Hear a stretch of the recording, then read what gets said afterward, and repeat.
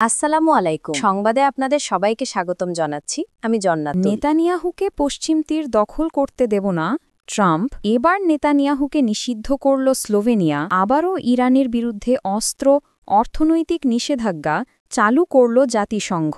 তখন শুনছেন সংবাদ শিরোনাম, এখন বিস্তারিত। নেতানিয়াহুকে পশ্চিম তীর দখল করতে দেব না ট্রাম্প। বড়সড় এক বোমা ফাটিয়েছেন মার্কিন প্রেসিডেন্ট ডোনাল্ড ট্রাম্প। এমন এক কথা বলেছেন তিনি, যা শুনে তার প্রধান মিত্র ও ঘনিষ্ঠ বন্ধু বেনিয়ামিন বিবি নেতানিয়াহুর ঘুম হারাম হয়ে যাওয়ার কথা। আজ জাতিসংঘের সাধারণ পরিষদের ৮০তম অধিবেশনে বক্তব্য দেবেন নেতানিয়াহু। নেতানিয়াহুর ওই বক্তব্য সামনে রেখে সংবাদ মাধ্যমের সামনে আসেন ট্রাম্প।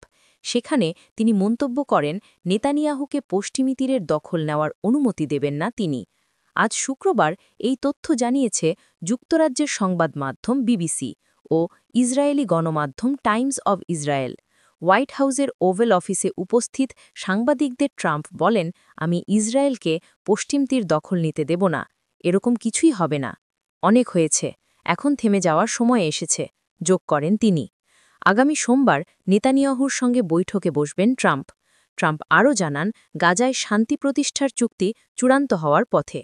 টাইমস অফ ইসরায়েলকে এক জ্যেষ্ঠ ইসরায়েলি কর্মকর্তা জানান, এই সপ্তাহের শুরুতেই ট্রাম্প প্রশাসন আলাদা করে ইসরায়েলকে পশ্চিম তীর দখলের নেতিবাচক পরিণাম নিয়ে হুঁশিয়ারি দিয়েছে।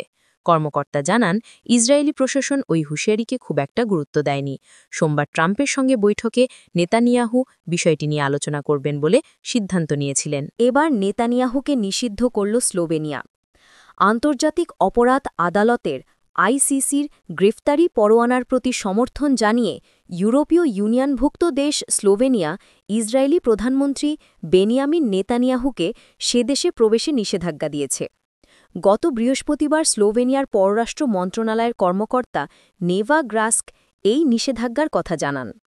দেশটির সরকারি বার্তা সংস্থা এসটি এর ভাষ্য, নেতানিয়াহুর বিরুদ্ধে আইসিসির গ্রেফতারি পরোয়ানার সঙ্গে স্লোভেনিয়ার এই সিদ্ধান্ত সম্পর্কিত। সংবাদ প্রতিবেদনে বলা হয়, প্রায় ২০ লাখ মানুষের দেশ স্লোভেনিয়া গত বছর ফিলিস্তিনকে স্বাধীন রাষ্ট্রের স্বীকৃতি দেয়। ইউরোপীয় ইউনিয়নের এই দেশটি গাজায় ইসরায়েলির হত্যাযজ্ঞের তীব্র সমালোচনা করে আসছে। গত বৃহস্পতিবারের এই সিদ্ধান্ত দেশটির রাষ্ট্রীয় নীতির সঙ্গে সামঞ্জস্যপূর্ণ। স্লোভেনিয়া এর আগে ইসরায়েলের জাতীয় নিরাপত্তা মন্ত্রী ইতামার বেন ওভির ও অর্থমন্ত্রী বেজাজেল স্মোত্রিচকে সে দেশে প্রবেশে নিষেধাজ্ঞার পাশাপাশি ইসরায়েলের উপর অস্ত্র নিষেধাজ্ঞাও দিয়েছে।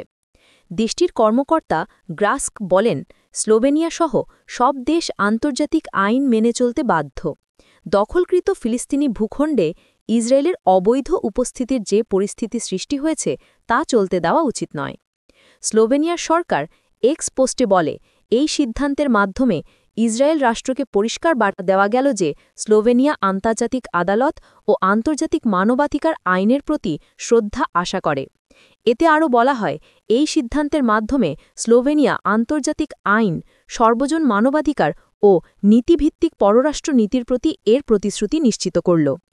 টাইমস অফ ইসরায়েল জানায়, আইসিসির গ্রেফতারি সংক্রান্ত সমস্যা এড়াতে গত বৃহস্পতিবার নেতানিয়াহুর উড়োজাহাজ ইসরায়েল থেকে যুক্তরাষ্ট্রে যাওয়ার পথে ইতালি ও গ্রিস ছাড়া অন্য সব দেশের আকাশসীমা এড়িয়ে চলে। আবারও ইরানের বিরুদ্ধে অস্ত্র অর্থনৈতিক নিষেধাজ্ঞা চালু করল জাতিসংঘ। ইরানের পরমাণু কর্মসূচিকে ঘিরে অস্ত্র ও অন্যান্য নিষেধাজ্ঞা পুনর্বহাল করেছে জাতিসংঘ। ইউরোপের শক্তিশালী দেশগুলো এই প্রক্রিয়ার নেপথ্যে ছিল। আজ রোববার এই তথ্য জানিয়েছে রয়টার্স। জাতিসংঘের নিরাপত্তা পরিষদে যুক্তরাজ্য, ফ্রান্স ও জার্মানি অভিযোগ জানায়, ২০১৫ সালের চুক্তি লঙ্ঘন করে ইরান পরমাণু অস্ত্র তৈরির প্রক্রিয়া অব্যাহত রেখেছে। অপরদিকে ইরান বরাবরই দাবি করে এসেছে, তারা শান্তিপূর্ণ কাজে ব্যবহারের জন্য পরমাণু প্রকল্পের উন্নয়ন ঘটাচ্ছে। পরমাণু অস্ত্র নির্মাণের কোনো আগ্রহ তাদের নেই। এর আগে এ ধরনের কোনো উদ্যোগে কড়া জবাব দেওয়ার হুঁশিয়ারি দিয়েছিল ইরান।